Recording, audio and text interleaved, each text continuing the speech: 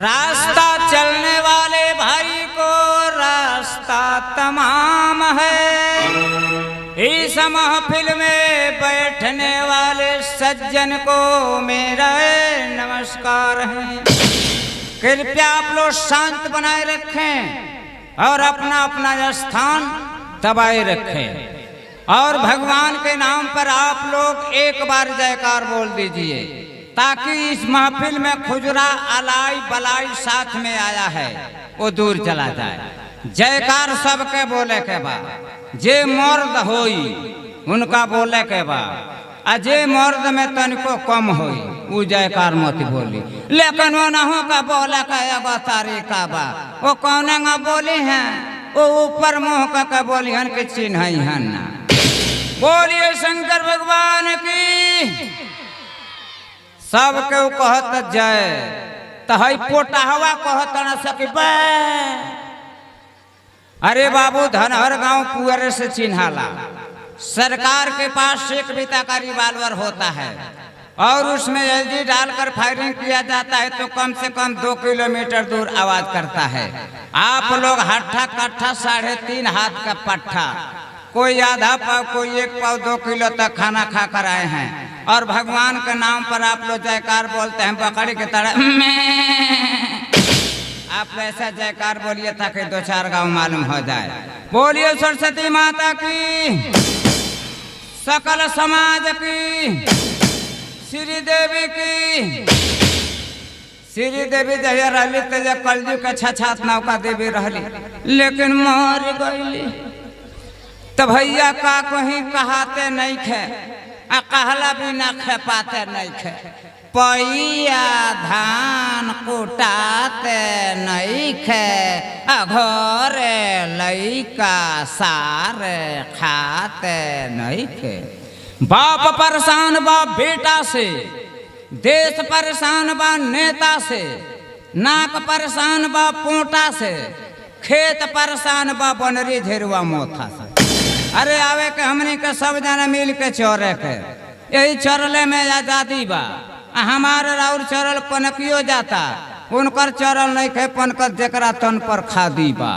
तो भाइयों भौजाइयों खटियाओं चरपाइयों गद्दायों रजाइयों मक्खन और मलाइयों मिठाई को बनाने वाले हलवाइयों रजकी और पाइयों देश को रक्षा करने वाले सिपाहियों मुर्गा मुर्गे काटने वाले कसाईयों बाल को बनाने वाले नाइयों पाकिट को मारने वाले चाइयों जूता चप्पल बहकाने वाले भाइयों।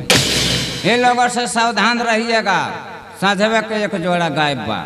तो भैया हमारे नवजुवक भाई साथी लोग ये बाबू लो एबर अपने सेहत पर ध्यान नहीं खे दे। ये सब एबरा ध्यान दिले बा गुटका पुकार आरजू सूद प्लस कमला पसंद कैस। भैया शरीर के ताकत ह लाल यह लरवा जौन बा तौन पाचन शक्ति के बनावेला आ भूख के लगावेला। हमार बाबू लोग गुटका पुकार खा के आ पूरा देही के विटामिन ई सब फर के थूक देता। ना समय से भूख लगता ना समय से पियास। दिने पर दिन सब झुरा के हरेठा भल जाता। पहले के पुरनिया लोग जौ मटर के रोटी चटनी से खा के आ चानी का सिक्का चिटकी से दाब के दोना कर दिलो। ए बेरा के जवान बालों की 12 बीजन घी मलिदा अचार खाता लोग लेकिन एगो गदाइल मूंगफली के दाना पर हुमचता रह जाता लो लेकिन चिटकी से छितरात नहीं थे। सब गुटका पुकार के देन है। तो गुटका खाओ भागी जगाओ बम्पर इनाम उहे पाई जे सबसे ज्यादा गुटका खाई। आवो अपन भागी अजमावो आये दुनिया से छुटकारा पावो। ई इनाम बाटे सही आ जबले जियब तबले रही। कसम खा के कहे विधाता आ कमजोरी और मुफ्त दियाता। 12 महीना जे गुटका के सेवन करी उनकर चीता पहले जरी। उमुर्दा घाट के मंत्री बन जाई जे सबसे ज्यादा गुटका खाई। गुटका मिले के बा एगो स्थान आ जहाँ जहाँ बा पान के दुकान। गुटका के बा थोड़ा कीमत आ 3 रुपया से 5 रुपया तक रख हिम्मत। सिटी शहर गांव में पाई जे सबसे ज्यादा गुटखा खाई। अब गुटखा खाए वाला भाई लोग के ऊपर से इनाम आयल बा बटाता। पहला इनाम कैंसर मिली आ घर छोड़ के रही दिल्ली। दूसरा इनाम जल्दी आ जा आ दम्मा खांसी पहले पाजा। तीसरा इनाम करिय हल्ला आ धसल गाल सड़ गल गल्ला। चौथा इनाम बाप रे बप्पा बाप जवान बेटा बुढ़ापा। जे इनका से शादी करी वो अपन बर्बादी करी। उनकर कंडा ना खड़ियाई जे सबसे ज्यादा गुटखा खाई। इनाम जाई ना खाली हम पर थूकी बगल वाली। उनका से केहू करी ना बात आ जब देखी उनकर पियर पियर दांत उनकर मुंह बड़े बसाई। जे सबसे ज्यादा गुटखा खाई मुखिया अतीत सबके मेहमान। यमराज कुछ रखे शान मंत्री पद पर बानी हम अध्यक्ष बने के रख दम। कहेला जो कड़वा सबके समझाई आ भाइयों हाथ जोड़ के कहतनी सबके केहू मत गुटखा खाई। जे खाई गुटखा तंबाकू अपने पेट में मारी चाकू। नहीं भैया बैरनी हो बगही एगो पीला आके बैठ गई लगही। हम लगनी है रोके तो ऊ लागल भूखे। गांव के लड़कन से पूछे तनी के बाबू ई पीला मानी कब। लड़का कहता से के बाबू ई पीला मानी कब आके तोहरा के दौड़ा के काट ली। तो अब तो लगनी है भागे डर हाथ डाल के पैंट के अंदर तलक एगो पेड़े पर लौकल है बंदर। हम लगनी है निहार आ उ सारे लागल चियार। हम बैठ गनी है डरे गिट्टी पर तलक बानर छरक चढ़ गई हमारे पीठी पर।